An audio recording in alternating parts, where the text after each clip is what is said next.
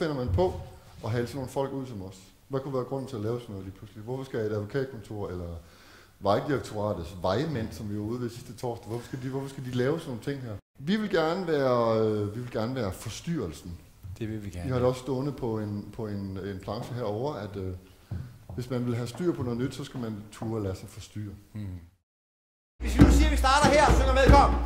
Hønsefødder og gulerødder og halsen af en svane. Den havde I faktisk fat i alle sammen, havde I ikke det? Vupti, vupti, vupti, kom igen. Vupti. Hønsefødder og gulerødder og halsen af en svane. Den, der kysser pigerne, han har en hæslig vane. Igen til!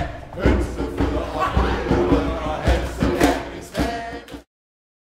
Det, der præger mig den her side herover også, det er, at vi er hele tiden på vej mellem fortiden og fremtiden. Alt for meget af vores opmærksomhed er enten på fortiden eller på fremtiden. Hvis man møder en mand på gaden og spørger, hvad laver du? Så siger han, jeg er lige på vej derhen. Ergo, han snakker om fremtiden. Jeg spurgte ham så, hvad laver du? Jeg kommer derhen fra. Nå, men hvad laver du lige nu? Der er tit helt blank på skærmen. 1, 2, 3, 4. Ja! Sådan skal det være.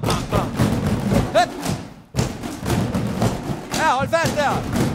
Hey!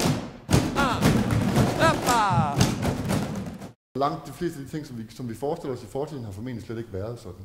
Hvis man sætter 10 mennesker til at opleve præcis den samme situation, så interviewer man et halvt år efter, så vil man ikke tro, at det er den samme situation, de har oplevet.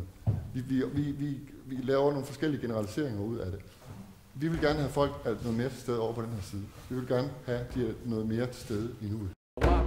Hvis vi kan lave et lille fiffigt klap herude, så vi siger ha!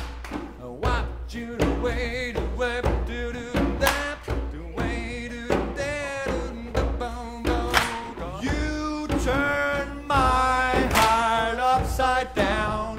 Kom igen. You turn my heart upside down. Hey!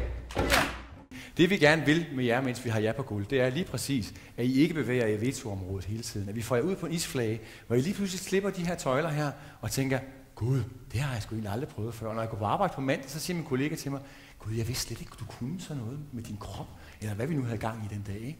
Det er sådan en dejlig oplevelse. Og vi får også tit fortalt, eller når man har lavet sådan en chance her med folk, at man begynder også at arbejde sammen på en anden måde, når man har mødt de der sider i hinanden. Hvis man kommer med en problemstilling på et seminar for eksempel, så tænker man, puh, vi skal slæbe igennem 3 dage, ikke? Også, og fed smørbrød og alt det der. Ikke? Men kommer vi lige ind og mærker noget af det her univers, som er så stort, bred båndbredde, frem for den smalle, fornuftige, der kun sidder heroppe, så sker der altså ting og sager med folk. Yes, the house is filled. Yes, and the was filled. Yes, when you walk me home, you do run, run, run, you do run, run. Man hører det tit fra sportsfolk, de siger, jeg havde lidt for god tid. De der angriber, de brænder næsten altid de chancer, som er mest oplagte. Hvorfor gør de det? Fordi der havde de alt for god tid til at være her. De begyndte at tænke på de ting, hvor det var gået galt. Sidste gang det her det skete. Eller de tænkte, jeg scorer snart mål, så bliver jeg en stjerne, og så skal jeg sælges til Milan og have 500 millioner over. Eller et eller andet. De er i gang i det her felt her, ikke også? Hvor det eneste sted, hvor ens krop den fungerer optimalt, det der.